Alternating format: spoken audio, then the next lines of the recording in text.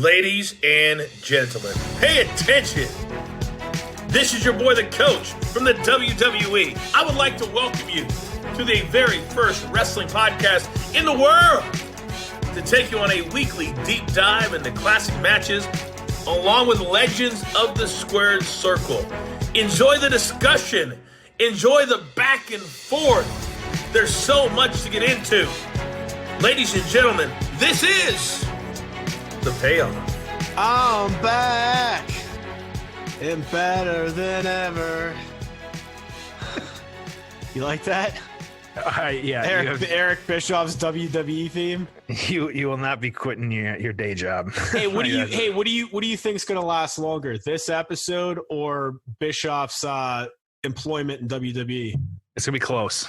So, which time after getting fired? You know, that's what you really got to ask. So, man, if it's the most recent run, we're definitely going to be on longer. So, yeah. And it just didn't work out, man. I like Bischoff a lot. I've heard him in kind of deep dive format a couple times on his podcast talk about, his run and what happened. And it just didn't seem to work out. I mean, nothing bad happened, and none of the shit Meltzer reported was accurate. But yeah, it just wasn't a good fit, man. Him or Heyman. And that's a shame too, because I like the idea of them and Heyman being there. I thought maybe you could do you might actually get me to care a little bit about Raw versus SmackDown if Bischoff and Heyman really made each of those brands their own and they were way different and distinct. And maybe once a year, instead of a draft, you brought the two of them on for like trades, not that they'd be like weekly GMs. I thought that could be really interesting, but instead of what I wanted, we got like the polar opposite. Neither stuck around. They were never on camera. They didn't do any of the good ideas that we had. Sometimes, man, you just never know. But yeah, so we got a fun one, exciting here. All that good, different stuff. We spoiled it, teased it, whatever you want to call it, last week when we were doing our show. But Survivor Series 2003, just Team Austin versus Team Bischoff. And so, why'd you want to cover it? I'll jump right into it. Like, this is just one of those where, again, I think that when I kind of saw what was, the participants, but then also like this was like Austin at this time, like, I say past, not as involved, obviously, because of injuries and things like that. But on paper, it should have worked, and we'll kind of find out, especially if none other reason than some of the participants in this one, like some big names, some good names, some guys maybe in the year previous that we kind of involved in some of the episode that we talked about last week, and so it's just a lot of different reasons, but I think more it's just the kind of name recognition on this one. Why I wanted to kind of talk about it. How about you? Yeah, very, very similar here. I'm looking forward to this one. There's a little bit at stake here with Bischoff and Austin grappling for control of Raw as the co-general managers. So, yeah, I'm looking forward to this, man. It should be a fun one. A lot of talent in the ring. And, let's see if we can watch a good Survivor Series match because, we really don't get those anymore. And we haven't, as funny as it is, we didn't cover a Survivor Series last week. We covered Elimination Chamber. And so this is one of the few Survivor Series matches we're going to cover. I know. Well, looking forward to it. So let's get right into the build. Ho! It's time for the build. All right, we're in Dallas, American Airlines Center, a building I'm familiar with from the year I went to the WrestleMania in Dallas. Cool little spot downtown, a bunch of bars nearby that you can kind of hang out with before it starts. So, Jeff, I've talked about this before, but one of my favorite things is people watching at these big shows. So it's fun to get down there early, hang out for a few hours. Did I tell you what I used to do? I shouldn't say used to do. I still do it. Me and my buddy that I typically go to WrestleMania with, we'd get there early, we'd get 2 bar stools, we'd start drinking, hanging out, and then I'd come back from the bathroom and I'd just casually say to him, dude, I just saw CM Punk. we just like start all these rumors. I don't know. Just to like random fucking. Yeah, because you say it loud enough that people hear you, and then they're like staring around. They're like checking their phones, like checking Twitter. It's great. So just what the hell's going on? Yeah, just to fuck with people. We always do that. So I just remember doing that a lot this day, and I remember where we were hanging out outside of this arena, and it's a cool spot. So that's a good one. Yeah, so because I mean, sometimes these arenas you go to twice. You go to them for the Hall of Fame, then you go to WrestleMania, then you go back to the arena the next day. So hey, you become familiar with these places. So Survivor Series 2003, November 16th, Dallas, Texas. Mark Cuban would make an appearance because this is his Mavericks building. So kind of a fun show. I was talking about this last week, Jeff. This was a more enjoyable card as opposed to what we saw the year prior. So we kick off with Team Angle against Team Lesnar. Now, you'll remember at WrestleMania the previous year, those two wrestled for the heavyweight championship. And so we get the Survivor Series match. Kurt Angle, Bradshaw, Benoit, Hardcore Holly, and John Cena. They would defeat the team of Lesnar, A-Train, Big Show, Nathan Jones, and Matt Morgan. So a lot of beef on that team. 13-minute match. Your women's heavyweight champion Molly Holly would defeat Lita in 6 minutes. Kane would defeat Shane McMahon in an ambulance match in 13 minutes, a maskless Kane. It'd be kind of a fun match to go back and watch. I bet that was pretty good. I remember Shane bumping all over the place. Then we got the tag team championship match, Basham Brothers defeating Los Guerreros. Then the match we're here to cover, Team Bischoff and Team Austin in a traditional Survivor Series match. Then Mr. McMahon would defeat The Undertaker in a Buried Alive match. And in the main event, Goldberg would retain his World Heavyweight Championship by defeating Triple H. So it's just crazy that at WrestleMania 19, you get Goldberg on Raw, I believe the next night. So, I mean, he wasn't wrestling at WrestleMania 19, and then he's gone 9 and 20. So he had a 1-year run, and in the course of it, I believe he won the title at SummerSlam in that Elimination Chamber match. But he's your champion here, but he'd lose it and be gone by the time WrestleMania came around. So that's the card, man. Looking forward to covering this match. And build-wise, how do we get to the co-general managers coming to blows and settling their score in a Survivor Series match? So we didn't touch on it too much last week, but yes, this was 2002. Actually, Bischoff hired by WWE, WWF, to be the general manager of Raw. While it was primarily on screen, that was kind of what he did, because you got to, of course, blurring the lines a little bit. Still had some pull backstage. Still was able to pitch creative ideas, which kind of led to the Elimination Chamber as well too, and kind of having that. And so, like we talked about, but he actually debuted. It was July 15th. That episode of Raw came out as his normal.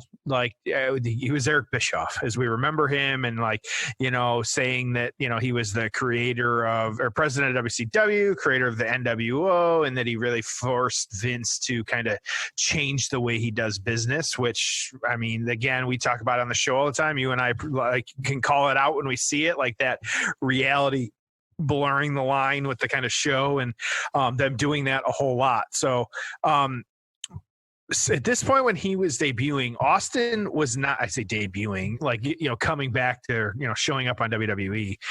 Austin wasn't around. It was actually some behind the scenes kind of heat between Austin and McMahon. It's one of those where Austin has said nowadays, some of the reporting wasn't true.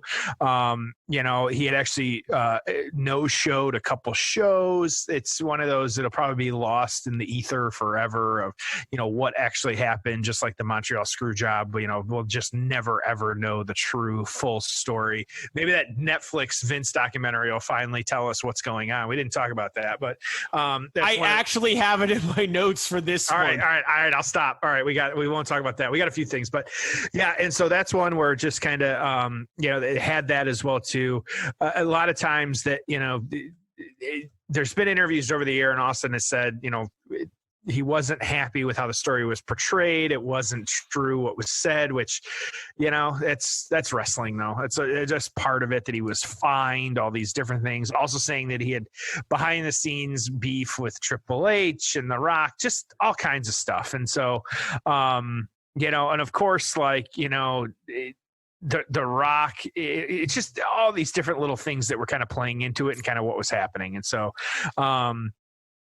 So you actually had the night after Raw, Austin was actually, Austin being fired, quote unquote, by Bischoff. It was medical grounds, and why he had retired and kind of things like that. It really all boiled down to his neck and the Owen Hart pile driver was kind of, why he had left for a while. That was the biggest thing and kind of what was happening. And so, but you had Bischoff had control of the brand since the middle of 2002. You then had the kind of early 2003 is when he was forced to really kind of share the responsibilities with Austin. So you had really that early 2003, the two of them being co-general managers, and really the feud over who has like the most power is really what it boiled down to. And so, again, and we have not seen her in forever, which for good or for better or for worse, who knows? But actually, Linda McMahon was involved in this story. And so over the summer, it was actually Linda saying that Austin could not physically provoke any other Raw wrestler unless he was physically provoked. And so kind of starting to play up that. And so, God, I don't remember the last time we saw Linda either. That would be, think of I don't even know if she'd get a pop if she showed up, but who knows? But she comes out to the old WrestleMania music. I love it. Well, and I'm wondering too, if it's, if she'd get the pop like Vince does nowadays when he shows up and steps out of the limo and, fixes the jacket and all that stuff. And so, but anyways, throughout the summer and really into October and leading up to the Survivor Series, that, Austin not being able to, really wrestle anybody unless he was provoked. But then Bischoff was the one that suggested that this was late October, that they have this traditional 5-on-5 Survivor Series match with the two of them selecting their teams. And that if Austin were to win, that the restriction would be lifted that McMahon had put into place. But if Bischoff's team won, then Austin would have to step down as the co-general manager of Raw. And so good kind of, back and forth there of kind of, what were the stakes were. Even a little bit different because neither of these guys are actually in the ring. So kind of, sending in their people to do the work for them. So Austin, of course, accepted the challenge. You had Bischoff announcing his team members. The first two would have been Scott Steiner and Chris Jericho. And then you had Booker T going on Austin's team. There was really just a couple of weeks where they were just announcing their people. So I actually do like this. We can talk about during the match of the roll out. I wouldn't want to know, which they do this nowadays where they roll out the whole team in one night. I like this kind of rolling, kind of what's happening. You don't know what's happening. And so it was actually the final member of Austin's team was Shawn Michaels. And him accepting after Randy Orton was announced as the last member of Bischoff's team. And so you had actually singles matches between Team Austin and Team Bischoff, where the two of them, they're just different teams. It was actually that November where they kind of had their singles matches between each other. It was actually Team Austin won all of those. So they kind of build up to that. Just interesting to see how, we get that a lot of times, the go home shows or in the kind of weeks leading up this, that, they got the multi-man, multi-women, and they have tag team or singles matches in the lead up to it, just to kind of drive up interest and of course move the story forward. So we had a little bit of that. There was actually a tag team match with the Dudley Boys defeating some of the guys as well too. And so I say a lot of different players. So like I said, the full teams here of you had Team Bischoff, which was Chris Jericho, Christian, Mark Henry, Randy Orton, and Scott Steiner. And then you had Team Austin, which was Booker T, the Dudleys, both of them, Devon and Bubba Ray, Rob Van Dam, and Shawn Michaels. And so I've got a breakdown from the teams that we'll talk about after and kind of aggregate scores and all that stuff. I had a little bit extra time, so I've bringing a little extra to our listeners. I made sure to provide you a little bit more info and kind of let you know what's going on in this one. And so it was really just the, kind of trying to get rid of some of the stipulations that were in place on Austin and him being the co-general manager, and then really just who was better, and at this time, Bischoff hadn't, I say, burned the bridge fully, and so he was still coming off of the WCW stuff, so people knew who he was, and so he had been around for a while, and so at this point in WWE, and so he had a little bit of pull, but fans knew who he was and kind of what was going on there and what they were getting when it comes down to it. And so, like I said, just pick your team, kind of have a few matches in the lead up to it, and then give us this 5-on-5. So, Tom, thoughts? You covered it, man. This is I'm looking forward to this. I hope this is a good match. You picked it, so it better not suck. I from what I have will watch, and so I think you will be happy. We think it's a good match. All right, good. Yes. So here's the deal. If you want to watch it with us, Survivor Series 2003, we are at the 1 hour and 27-minute mark. Again, 1 hour, 27-minute mark of Survivor Series 2003. Jeff, are you ready for the payoff? I am ready. All right. Let's get to the payoff. Ho! It's time for the payoff. All right, here we are, ready to get started. Jumping right in. Here we go. Yeah, the crowd's into it. Crowd is definitely into it.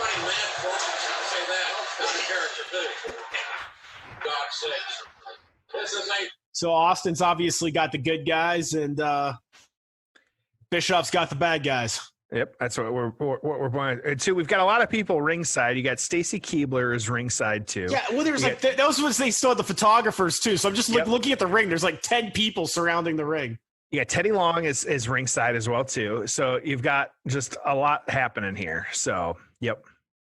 Oh, I stand corrected from last week. I thought that Shawn Michaels switched to the bigger ring attire right after Survivor Series. He did not. So at this point, he is still wearing the tight tights, but he's got his knee pads a little bit better disguised than they were during that fateful outfit a year ago. We will issue a retraction apology. What a shitty entrance this was. Did you notice that yet? Yes. Yeah. It's really bad. It's just a small screen, so it's not a big screen. And then they've just got a big white tarp thing on each side. It's not good. And the Survivor Series logo sucks too. Even now, they have not done a good job with that compared to SummerSlam, Royal Rumble, WrestleMania, obviously. There's a guy sitting second row with a HBK biggest fan sign. Is that you? No, right. I don't. That would be weird. I just dress like him when I go to shows. Yeah, it's different. Yeah, it's totally different. Yeah. And so again, getting right into it, just a couple hot tags, just a couple quick tags, keeping the people moving, getting people in. Jericho now taking on Rob Van Dam. All right, this is our first Big Papa Pump match. Oh, yeah. And so for those at home, I keep track of just kind of the wrestlers that we talk about. And so, the numbers so we can, see who we're covering and things like that. And of course, yes, the HBK number's high, but the Big Papa Pump number is now 1. So HBK's higher than Hogan, huh? Yes, he is. So, but there's two, and that's why, to keep us in check, and you always ask why I pick some of these matches. I look at it, wait a minute, we haven't done, and next week, spoiler again, this is the second week in a row I've done this. Talking Jake the Snake next week, that's right. And so, and when you and I realized, what the fuck? How have we not talked about and there he is, Big Papa Pump getting in the ring. How have we not talked about some of these people? And that's how I know we can be doing this show for a while, because we still got a whole lot to mine and a whole lot of people, good or bad, we've got it there. So yeah, I wouldn't mind trying to cover a Steiner brother match at some point if we can find the best one ever. That would be good. Especially I say the OG Steiner brothers. Yeah. Yeah. Not wearing the wrestling helmets. You probably loved them growing up because they came out with those Michigan Letterman jackets. The Michigan letters. Yep. Yep, exactly. And for those at home, yep, big Michigan fan. And so, yes, I remember that quite well, wearing the Michigan jackets. Yep. That was always good stuff. So, sorry. So you had a talking point here that I didn't want to get into before we started here. So I'll let you start with that. Fast paced so far, man. Just a lot of moving. That's the cool thing about these Survivor Series matches is if you have really good workers in there, you can have a damn good match. And how does Rob Van Dam still looks the same and moves the same like in 2002 as he does in 2020? Oh yeah, like exactly. Or 2003. Yeah. Like the man is just unstoppable. Yep. Oh yeah, oh God, he just dropped him right on his head. That looked rough. Yep. Yeah, going a couple push-ups there. I love it. So we wanted to talk about the Vince McMahon Netflix documentary. Jeff, it's finally happening. This is like my dream, is to have a really well done, I'm assuming like huge, similar to like the Michael Jordan 10-hour, 12-hour documentary. You got Bill Simmons, who I'm no fan of, but he does produce really good documentaries. Did the Andre one. He's the creator of 30 for 30. So that's a major plus. The rumors are that it is going to be one of the most expensive Netflix documentaries they've ever produced. And that's not rumor. That's what everything says. Okay. It will be the most expensive ever produced. Yep. So they're doing this thing right.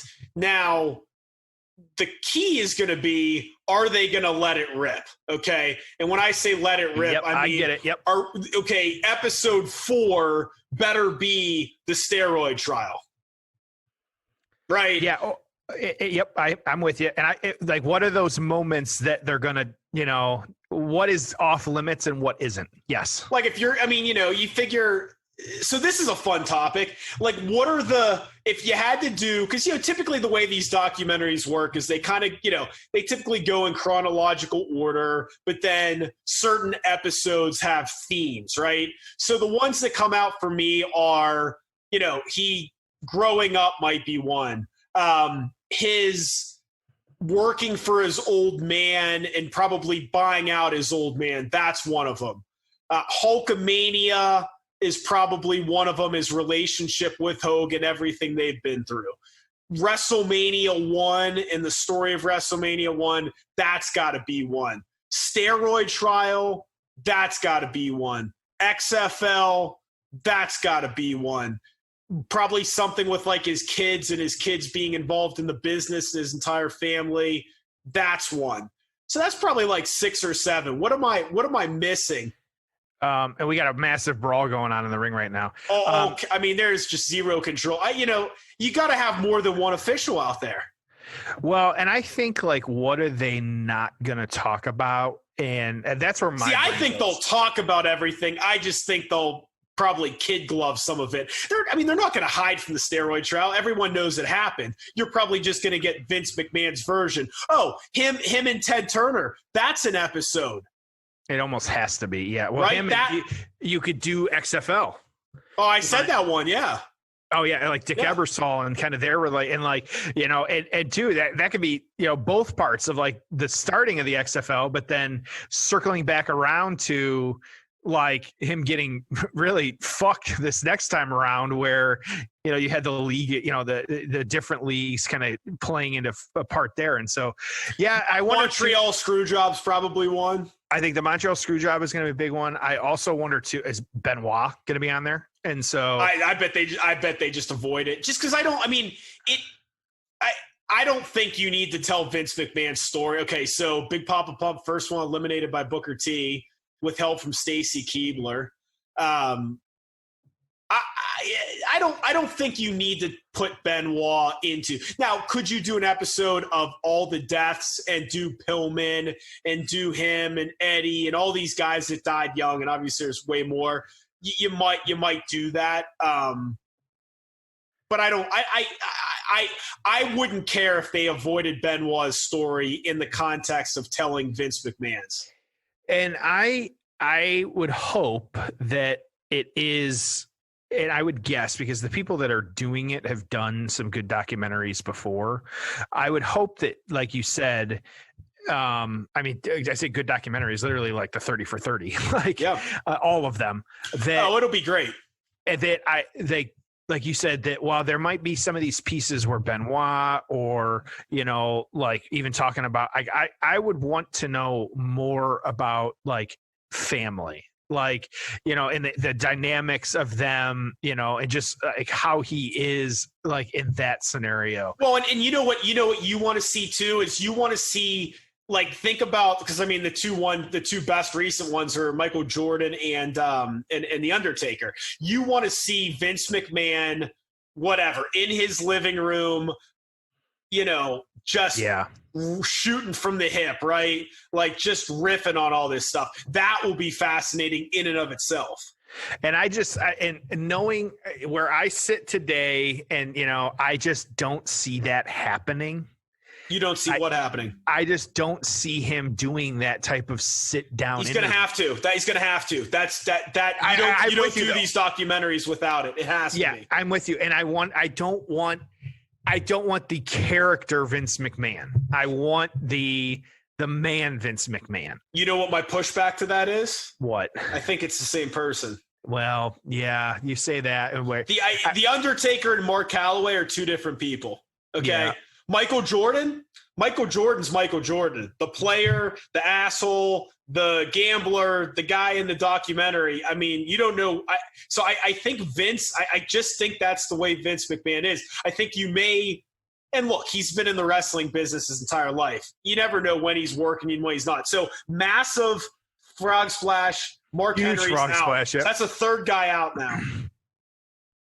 Yikes. Yeah. Yeah, this happening pretty quickly here. We're moving quick here. So we've lost, at this point, we've got Scott Steiner, Booker T, and Mark Henry are all out. Yep. Yes. I just don't think they're that different. So I just think Vince is who he is. Yeah, and the reality is after I said it, now that you say that, I lean into that. And I think why I believe it a little more now is I think of like the Vince and the Gronk video of Vince taking the bump that Gronk wouldn't, like, and that's just how he is. Like, and because you hear some of those stories, and like, I think they could dedicate, I think they might have I don't want to see an episode where you've got wrestlers like talking up Vince, like while you could talk about some of the stories he was involved in, like I don't want to hear people talking about how much they love Vince McMahon. You're gonna get that, because that's just what's gonna happen. They're gonna talk about how he's put all these guys through rehab and how he was a father figure to all these guys. That's just what you're gonna get. Yeah, you're not gonna get a bunch of guys. You're not gonna get a bunch of bitter ex wrestlers that are having significant health issues bagging on him. Definitely not. And so, and that piece, but who knows? Like I said, we're probably not going to see it until probably at least next summer, based on I forget if they even had a timeline on it and forgot what's happening. I gotta say, Randy Orton now taking on Rob Van Dam. Randy Orton looking really young and small, which is relative in a lot of ways for him, but just look, just I know we say this, but guess what? You and I looked young and small 20 years ago too. Yeah, no shit. And that's what I got. And I haven't done it lately, but I always forget, like, this was 2003. Like you and I were for first, second year of college at that point. So yeah. Oh, RKO out of nowhere. Huge RKO. Yeah. Okay, so that's the end for RVD. Well, what's funny too is when you watch this, the presentation here. We never talked about this before. Look at this show. Now, obviously, it's not super high definition. Obviously, the entrance is not as elaborate, but it's the same guardrails. It's the same ring. It's the same announcer table. So when you watch this, you forget it was 20 years ago. Like when you watch stuff 10 years earlier than this, like 1992, you're like, oh my goodness, WrestleMania 8 just looks like it was a lifetime ago. You watch this stuff and you're like, these are in the same arenas that still exist, that set, like the ring and around it still looks the same. So it's pretty crazy. Well, and the only difference would be the LED boards on the side and the LED boards on the post. And those are relatively new. Those are like the last 2 years. And those aren't drastic changes. No. Yeah. So what do you think of Orton being champion again? So I'm not a fan. I just we talk about it on the show, and I texted you either the next day or that night or something like that. I was like, great to see them pushing the young guy, Randall Orton. And I don't know if it's just, I'm not a fan of Orton. I think that might be a part of it too. But yeah, it is. Yeah. And so I'm not, why? And maybe they're trying to tell the story of, where the belt goes at this point. I did say, I do feel bad for Drew because he's been a champ and not been in front of fans since he won the belt. And so, well, you watched the way they reacted when he eliminated Lesnar at the Rumble. Okay, so now Devon's out. Okay, you watched the way that they reacted when he knocked out Lesnar at the Rumble. You can only imagine how great the WrestleMania moment would have been when he did that. So that took away. And then, what was going to happen? I don't know, but I don't get. You tell me if I'm missing something. I don't get the thinking behind. Has Shawn Michaels even been in the match yet? Not yet. Okay, I didn't think so. He's had some brawls, but he hasn't really been in. Yep. So it's down to him, and is it down to him and Devon? Him and Devon, yep. Okay. So here's the thing. I don't understand what the school of thought behind giving the title to Orton is. Right. I'm right there with you. I don't mind them giving it to him. The only thing I possibly have for you, okay, is you give it to him now. He has a long heel run. You bring Edge back either by winning the Rumble or winning Elimination Chamber, okay? And then you have the blow-off to that year-long feud with Edge, remarkably getting a WrestleMania moment, winning the title after being gone for 9 years. Okay. You would be okay with Edge winning it again? 1,000%. See, I would not. I love it. I like, look, I like the veterans. I like the big moments. I think it's cool as hell. Give them a title, and then you see where it goes. I see no way that the belt doesn't end up, that WrestleMania doesn't end with the belt on Roman, with how they've been pushing him and kind of doing it. I do appreciate the total idiot sign with Randy Orton's face on it, the guy that's dead center camera. Hey, let me tell you something. Go ahead and give Roman Reigns a 2-year title run for all I care. You gotta build these. That's why I was hoping that McIntyre would hold it forever. Mm-hmm. I like guys that have long reigns. I like when it means something. To me, Roman Reigns, make him your champion for the next 2 years. Make him the tribal chief. Make him beat everyone. See if you can get the Brock back for a WrestleMania match. That's what I want. See, and I think that's the route they'll go. I don't like. I may have mentioned on here, my fantasy booking of this is number 30 at the Rumble. Rock comes out. He doesn't even have to take a bump, okay? He eliminates the last guy or the last couple guys. He goes on to WrestleMania, and, Reigns beats him. That's his final match ever. And that's that. Yeah. And that's that. And you keep Reigns strong as hell, and you give Rock one final WrestleMania moment. Well, and you get the do-over from when The Rock was raising his hand and everybody was booing. Yep. And so, yeah, you get that. So there's Bubba Ray. Team Austin's down to Shawn Michaels.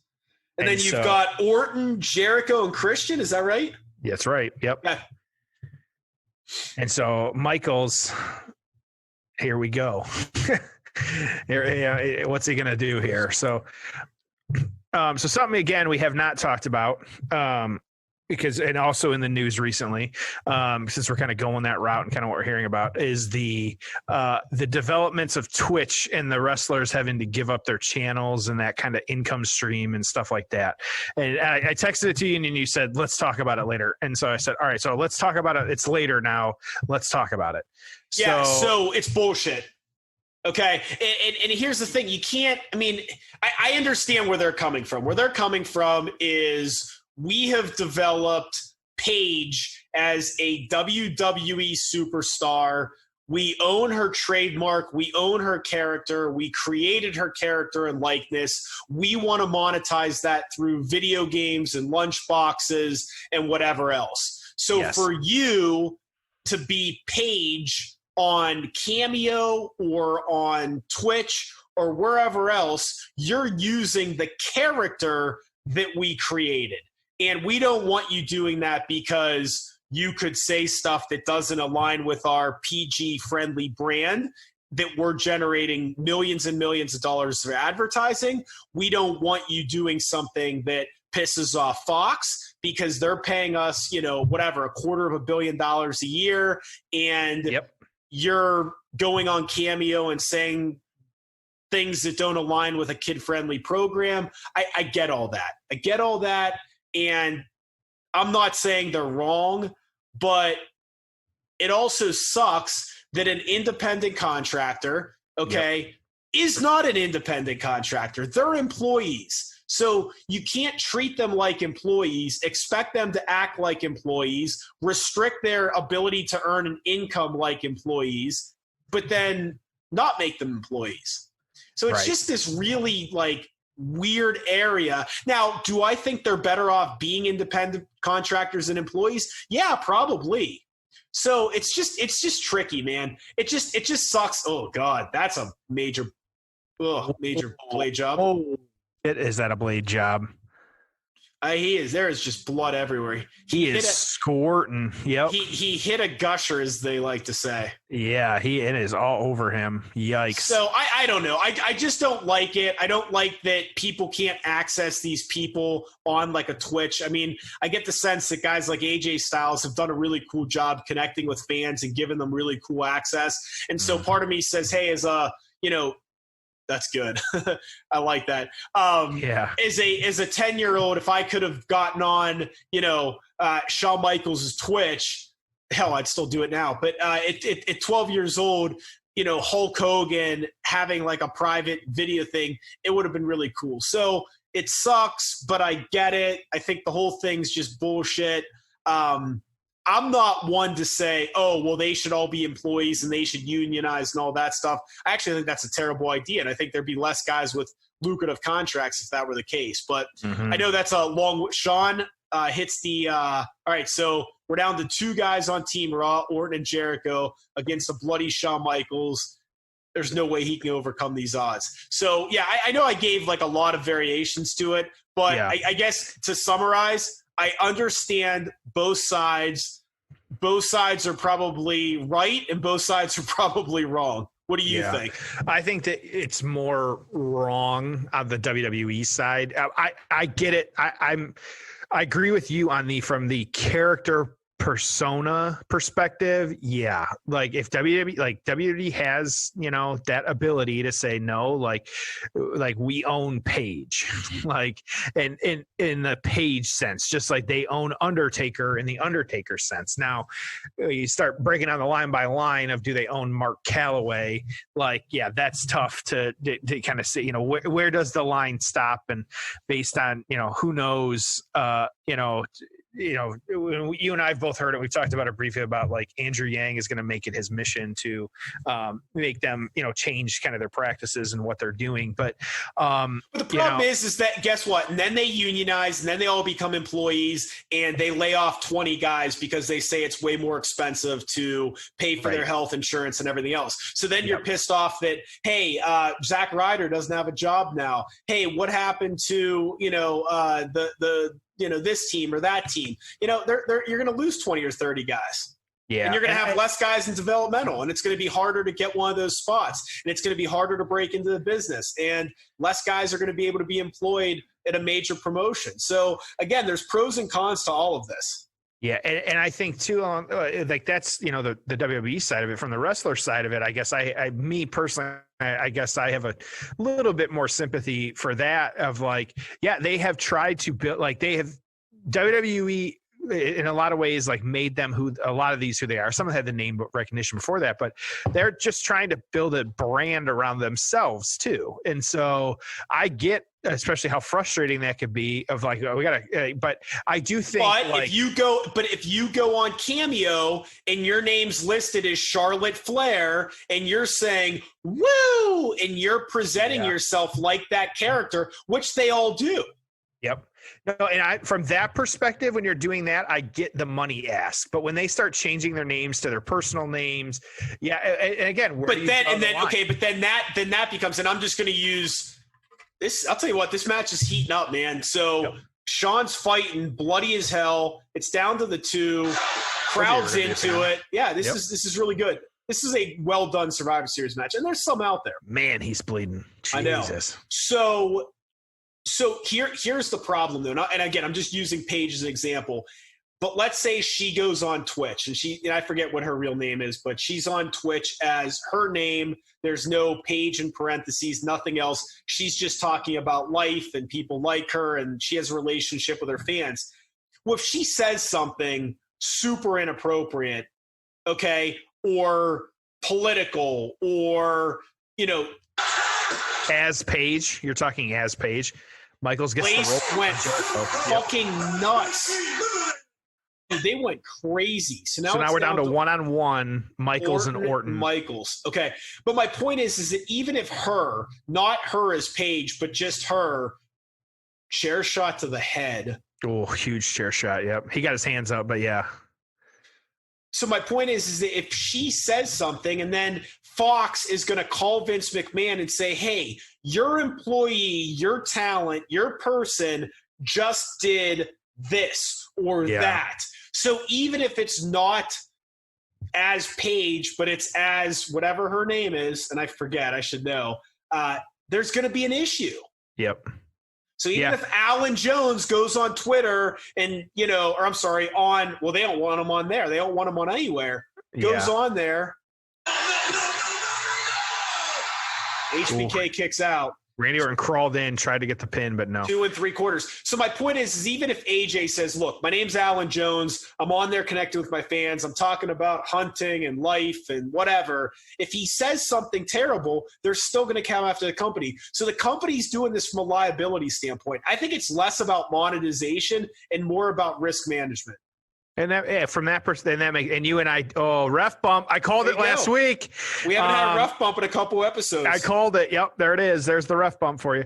And you and I deal with a lot of risk mitigation too, and kind of what we do. And so that from that piece, it makes sense. Now to take their money if they keep their channel, that I have a problem with. But even you and I, hey, we got the coach on our show. So, giving us the intro and then, hacksaw and things like that. And so, we've got that, as well. And so, and I think too, it's definitely, if nothing else, you and I sitting here, it is by no means a cut and dry, they're going to take their money if they have a page that uses that name.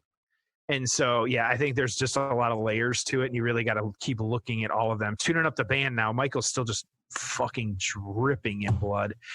He really got that deep cut. Oh, karate kick by Bischoff. Austin attacking him. There you go. Yep. Austin attacking Bischoff. Here comes the stunner. Orton with a stunner. Or took a stunner, I should say. Took a stunner. Boy, and that was a great sell. He's draped over the ring, the bottom rope. That's just fantastic. Yep. Now he's beating up on Bischoff. Oh, that was not the best bump. Did you ever own an Austin shirt? I feel like everybody had one at some point in their life. I think I bought one later on just to have, but I don't think I ever actually bought one in the heyday. Yeah, I did. Isn't that ironic that I really didn't own many wrestling shirts as a kid, but now as an adult I own a bunch? Oh, Dave Bautista. Batista sliding in as Michaels goes for the pin. Batista bomb. Oh, God, it's such a great finisher. It really is. I love a power bomb. That was like when Kevin Owens was using the pop-up power bomb, and then who else? Apollo Creed had the spin-out power bomb too, which was really cool. That's got to be it. After Batista bomb, that's it. Yeah, Batista Austin and Bischoff in the back. They're not even a factor right now. Slow refs moving. 1, 2.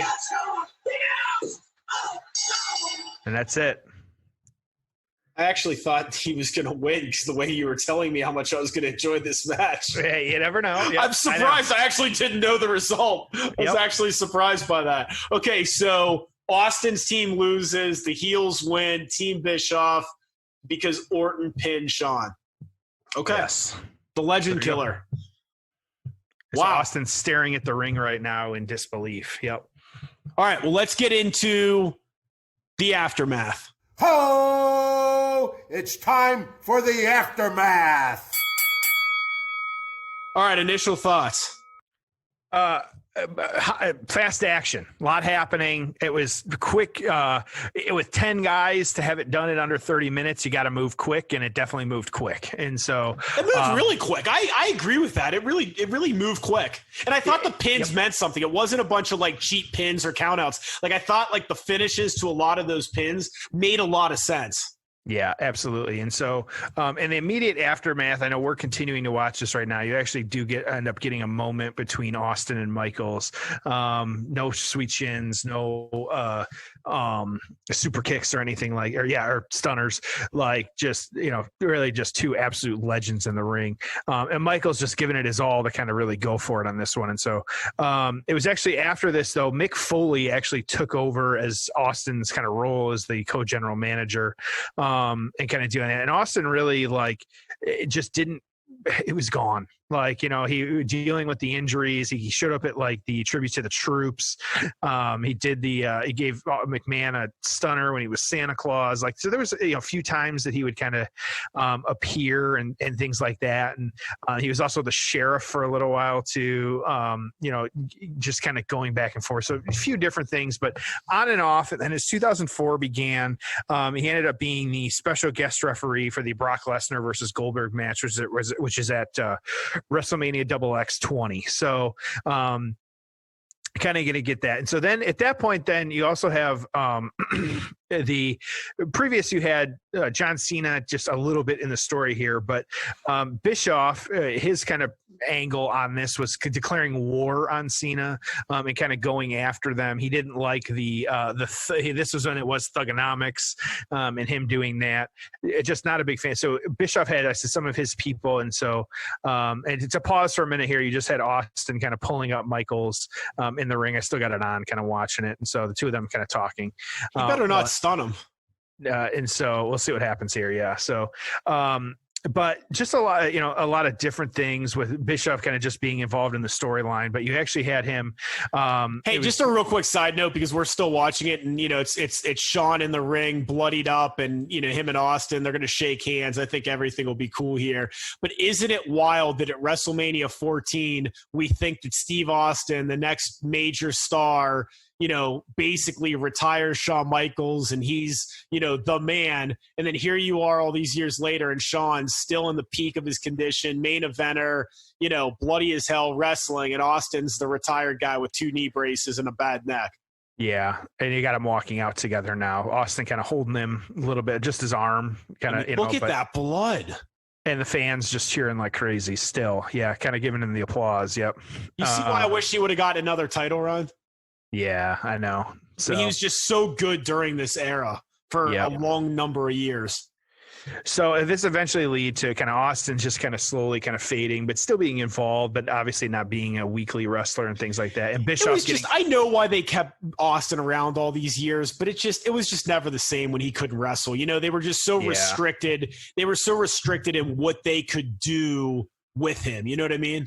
Yep, absolutely. So, and Bischoff ended up getting, quote, fired. So dealing that one of the many times he got fired. So, yeah. But, just normal kind of storyline build, things like that. Austin, of course, being the special guest referee was probably the biggest piece to come out of this. But, had that. So, any thoughts on that? Ready for reviews? Want to jump right in? Yeah, hit me with the reviews. I'm looking forward to. I'm curious. I think it was pretty good. I'm curious what others thought. Giving a little extra here this week, I actually went and got everybody's PWI ranking. I didn't do it last week, and then I wanted to make sure I did it this week. And so for Team Bischoff, Jericho was actually 5, Christian 28, Mark Henry was 244, Randy Orton was 63, and Scott Steiner was 40. If you kind of average it out, they were about 76, with Mark Henry kind of bringing that number way up a little bit more. Team Austin, though, a few lower numbers here. You had Booker T was actually 7 that year, Bubba Ray Dudley 56, Devon 69, Rob Van Dam 10, Shawn Michaels 32. They're average 32. Give me a break. This guy was still the best performer in the business. And so their average was about 35. And so you've got 35 and 76 is your kind of averages, if kind of how you're breaking it down and things like that. So this one, I think compared to last week, I have a feeling you are actually going to like these reviews a lot more. And so the Observer newsletter on this one, this was just tremendous. Dave Meltzer, your favorite. This was just tremendous. Is Sean in the Wrestling Observer Hall of Fame yet? Okay, I realize that he is, but I am hereby petitioning to get him into the Hall of Fame again. I believe he should be reelected, and anyone in favor of this should put that on their ballot when voting this year. Seriously, despite being in his late 30s with a bad back, wrestling a safe style, this guy was by far the best worker on this particular show by leaps and bounds. It amazes me that some people cannot look beyond things that he might have done in the past to acknowledge this. I always make fun of Hunter and guys like that who bury the internet fans and say that they should not be allowed to have an opinion. When I read comments from people who cannot bring themselves to admit that this guy is one of the greatest workers there have ever been, it seriously makes me think that Hunter is right. So anyway, Sean laid in the ring dead and bloody forever. Austin looking quite forlorn, finally hit the ring. For the life of me, I thought he was going to give Sean a stunner. Instead, he helped him to his feet. Sean said he was sorry. Austin shook his hand, and they both went to the back together. Loud HBK and Austin chants. Realistically, they both should have retired for real at this point because this was too good. I love wrestling again. 4.25 stars. And then one of the other kind of write-ups that I was reading, there was also 4.25. They should have retired. That's what he right said. There. Yeah. That And was so- not how. Okay. Austin and Sean walking out together after a Survivor Series match in the middle of the card is not how either of them should have retired. That's Yeah, such absolutely. a stupid ass statement. That piece of it, yeah. You know how Shawn Michaels should have retired? By losing a 5-star classic to The Undertaker at WrestleMania. That's how. Give me a break. So one of the other, like I said, this is rightfully mostly remembered for Shawn Michaels' incredible last stand. Don't get me wrong, the stuff before Shawn got left alone was solid too, but everything after was magical. It was a masterful performance and perfectly booked, even giving the up-and-coming star the pin on HBK, also 4.25 stars. 4.25. I said you agreed with most of the reviews. I'll let you go first here again. You know, I'll tell you what, and don't get me wrong, I like this. I thought it was a really good match. You know, I didn't the co-GM storyline stuff. Not the best. Overall, good match. Enjoyed it. Storyline really just did next to nothing for me. So that's part of our payoff score. So overall, I'll give this a 7. It's a good piece of business.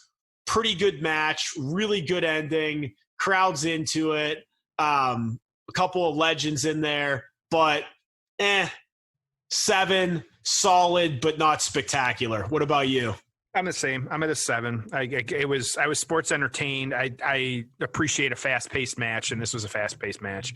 That kept me engaged, kept me kind of watching. You know, I wanted to know what was happening, and so that was good stuff. So, yeah, and a lot of the story was, well, it should have been Bischoff and Austin, and a lot of it turned into Austin and Michaels. And so it's not a bad thing. That's just kind of a statement of how it goes. And so Austin still, and we've had it. I still have it on. I don't know if you do. Austin just cut a promo as well too, and fans are cheering for him and all that. So, yeah, 7 for me again, because I have a couple different reasons, but yeah, just it didn't make a ton of sense to me. It didn't make it. You know, I'm with you. The general manager storylines are just.